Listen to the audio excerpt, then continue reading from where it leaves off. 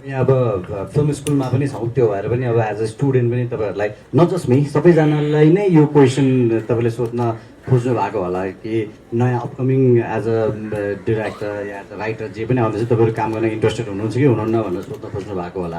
मलाई जहाँसम्म लाग्छ आर्टिस्ट जहिले पनि पैसाभन्दा पहिला चाहिँ इम्पोर्टेन्ट चाहिँ प्रोजेक्टलाई दिन्छ होला जस्तो लाग्छ है सबैजनाले, किनभने हाम्रो लागि चाहिँ के म्याटर गर्छ नि अप्रिसिएसन हुन्छ नि, कामको मूल्याङ्कन हुनु चाहिँ ठुलो कुरा हुन्छ। त्यो पैसाले चाहिँ त्यसलाई एड्रेस गर्नैपर्छ भन्ने जरुरी छैन।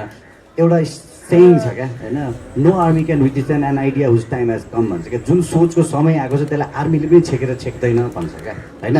त्यस्तै यदि तपाईँसँग यस्तो आइडिया छ जुन आइडियाको समयको आएको छ, जुन सोचको समय आएको छ भन्यो भनेदेखि के थाहा दाइले नै प्रड्युस गर्नुहुन्छ कि दाइले गरि पनि राख्नु भएको छ, मैले पनि गरिरहेको छु होइन। तपाईँ त्यो आइडिया चाहिँ ल्याउनु जसमा हामी यति इन्ट्रेस्टेड हौँ कि लगानी गरेर चाहिँ तपाईँसँग काम गर्ने इच्छा राखौँ। त्यस्तो how to reach out to you sir? त्यसको लागि त अब फिल्म स्कुलमा हुनुहुन्छ खासै गाह्रो त हुन्न होला, किनभने हामीहरू यतिकै अभाइलेबल नै छौँ होइन। खासै त्यति गाह्रो त हुन्न जस्तो लाग्छ है।